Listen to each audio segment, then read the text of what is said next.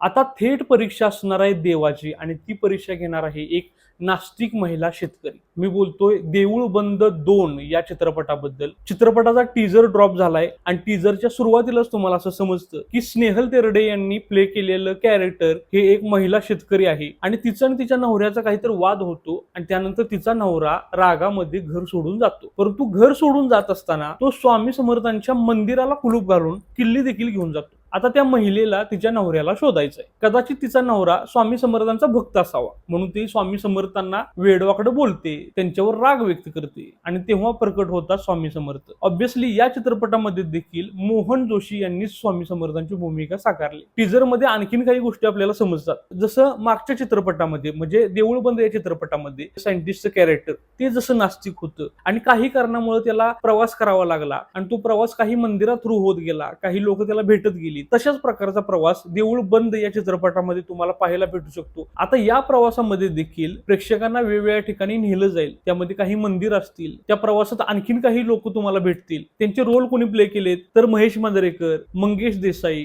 ओम भूतकर, प्रसाद okay, Pravin Tarde, संस्कृती बालगुडे. त्याचबरोबर हा फक्त एक प्रवास नसणार आहे. या प्रवासामध्ये तुम्हाला शेतकऱ्याची व्यथा सांगितली जाणार आहे. तुम्ही जर ही फ्रेम पाहिली तर या फ्रेम मध्ये तुम्हाला समजते की पथनाट्य सुरू आहे आणि त्या पथनाट्यामध्ये सेंटरला एक माणूस आहे, त्याच्या मागे एक 4-5 लोक उभे आहेत आणि ती 4-5 जण आहेत. त्यांनी फासका टाकलाय त्या माणसाच्या गळ्यात. ती जी 4-5 लोक आहेत ना त्यांच्या गळ्यामध्ये पाठी पहा. त्यातल्या एकाच्या पाठीवर लिहिलंय व्यसन, दुसऱ्याच्या पाठीवर लिहिलंय दुष्काळ, तिसऱ्याचे लिहिलंय सावकार, चौथ्याचे लिहिलंय बोगस बियाणे, पाचव्याचे लिहिलंय दलाल. म्हणजे या प्रवासामध्ये तुम्हाला शेतकऱ्यांची व्यथा, त्याच्या समोरच्या अडचणी तुम्हाला सांगितल्या जातील. तुम्ही जर लक्ष देऊन पाहिलं तर टीजर मध्ये आणखीन एक कॅरेक्टर तुम्हाला दिसतंय, ते आहे श्रीकृष्णाचं आणि मला तर नक्कीच खात्री आहे की हा प्रभू श्रीकृष्णाचा रोल कश्मीर महाजनी हे प्ले करणार असतील. त्याचबरोबर ही जर फ्रेम तुम्ही पाहिली तर श्रीकृष्णाने त्यांचं सुदर्शन चक्र सोडलंय. त्याचप्रमाणे जर तुम्ही खाली पाहिलं तर काही बाटल्या तुम्हाला तिथं पडलेल्या पाहायला भेटतील. त्या बाटल्या कदाचित कीटकनाशकाच्या बाटल्या असतील. साईडला तुम्हाला काही बॉक्स पाहायला भेटतील. अर्थातच तुम्हाला या चित्रपटामध्ये एखादा असा सीन पाहायला भेटेल जिथं प्रभू श्रीकृष्ण स्वतः ही जी बोगस बियाणे, रासायनिक खतं आणि बोगस कीटकनाशक बनवणाऱ्या कंपनी किंवा स्टोअर करणारी, सप्लाय करणारे लोक आहेत त्यांच्यावर सुदर्शन चक्र चालवणारे श्रीकृष्ण तुम्हाला पाहायला भेटू शकतात. तर या सगळ्या गोष्टी चित्रपटाचा टीजर पाहिल्यानंतर आपल्याला समजतात. आणखीन काही गोष्टी मला तुम्हाला सांगायच्या आहेत. पहिली गोष्ट म्हणजे चित्रपटाची कथा, पटकथा, संवाद आणि दिग्दर्शन हे प्रवीण तरडे यांनी केलंय. त्यांची फिल्मोग्राफी तुम्हाला माहित असेल, त्यांच्या काही मूवी तुम्ही नक्कीच पाहिल्या असतील. त्यांनी त्यांच्या कामातून त्यांचा एक प्रेक्षक वर्ग निर्माण केलाय आणि ऑब्व्हियसली देऊळ बंद या चित्रपटाचं एक मोठा प्रेक्षक वर्ग देऊळ बंद 2 या चित्रपटाला नक्कीच प्रतिसाद देईल. तरी देखील या चित्रपटाचं मार्केटिंग खूप मोठ्या प्रमाणात व्हावं असं मला वाटतंय. नशिबानं ज्या दिवशी हा चित्रपट रिलीज होतोय म्हणजे 21 मे या दिवशी कोणताही दुसरा मराठी चित्रपट रिलीज होत नाही, परंतु त्याच्या 15 दिवसानंतर म्हणजे 5 जूनला तुंबाडची मंजुळा हा चित्रपट रिलीज होतोय आणि तो चित्रपट मला खरंच खूप स्ट्रॉंग वाटतोय. तो चित्रपट आल्यानंतर देऊळ बंद 2 या चित्रपटाच्या स्क्रीन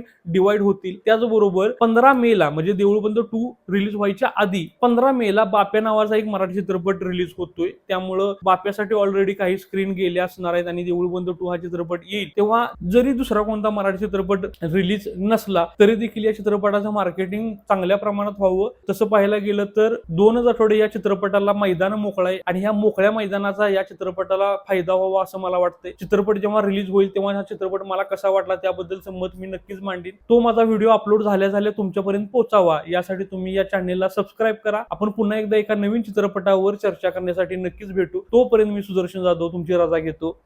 धन्यवाद.